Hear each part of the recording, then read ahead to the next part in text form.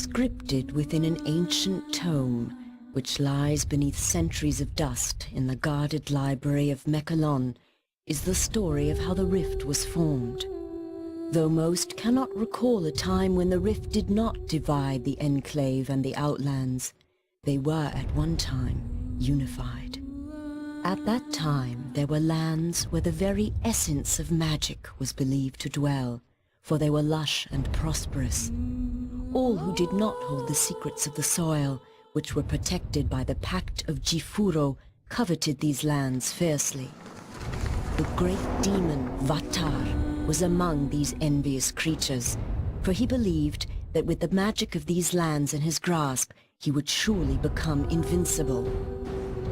And so, he led his army to attack the dwellers of the land and lay claim to it for himself. The battle raged on and on, until at last the mighty wizard Zale stood alone against Vatar to protect the lands.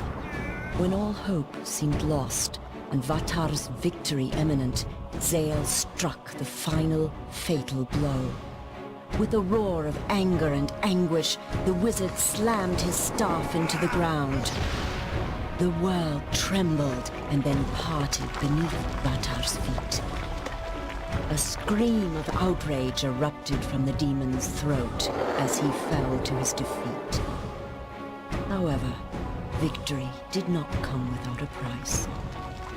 The chasm that grew from this powerful blast of magic was too vast to be traversed, and the people were separated as much as the lands. Those who had come to aid their brothers in fighting against the demon's army returned to their home called Mechalon, with stunned minds and heavy hearts. The Pact of Jifuro had been broken, and they had become separated from their brothers. The denizens of the Outlands, a dark and selfish people, became known as the Dreg Attar, and the Enclave of Magic Land, which had been divided from the rest, formed a peaceful city called Selenheim. In time, all wounds are healed, for in the lengthy span since it was torn asunder, it seems that the magic inherent within the world has begun to knit the land back together. The rift grows smaller and can even be crossed in certain locations. Though it should be a time of celebration and rejoicing, such is not the case. For despite the passage of time, the greedy Dregatar still lust after the lands of magic. Raid after raid has been sent into the Enclave in hopes of weakening it for the major attack the Dregatar intend to wage as soon as they are able.